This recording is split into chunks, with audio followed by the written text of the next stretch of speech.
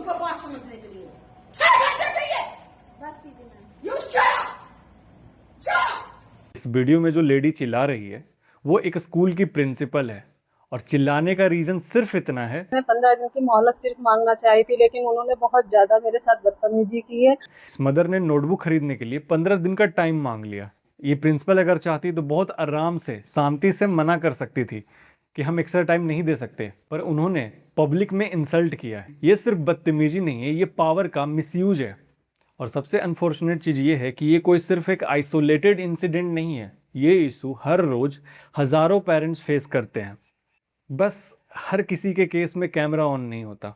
और ये केस एक सिस्टमेटिक फेलियर का है जिसके नीचे हर साल हज़ारों पेरेंट्स फंसे होते हैं। पहले एडमिशन फ़ी, ट्यूशन फ़ी और बुक्स और नोटबुक सिर्फ उन्हीं वेंडर से जिनसे इनका टाई अप होता है या फिर स्कूल में ही मिलेगा। उसके अलावा तुम वो बुक कहीं और ढूंढ ही नहीं सकते। पूरे चंडीगढ़ के अंदर प्राइवेट स्कूलों की ऐसी धांधली चल रही है कि जहां जिसका फिक्स है कोर्स वहीं से मिलेगा। और जब इन सब से भी इनका पेट नहीं भरता है तो ये अपना मास्टर स्टॉक खेलते हैं, यूनिफॉर्म ही बदल देंगे। ये कोई एजुकेशन नहीं है, ये एक कंट्रोल मार्केट चल रहा है जिसमें एक्सप्लॉइट पेरेंट्स को किया जा रहा है। और ये सब मैं कोई नई बात नहीं बता रहा हूँ, ये सारी चीज़ें पेरेंट्स को भी पता है। बट सवाल ये आता है तो फिर ये इसको सहते क्यों हैं, वो आवाज़ क्यों नहीं उठाते?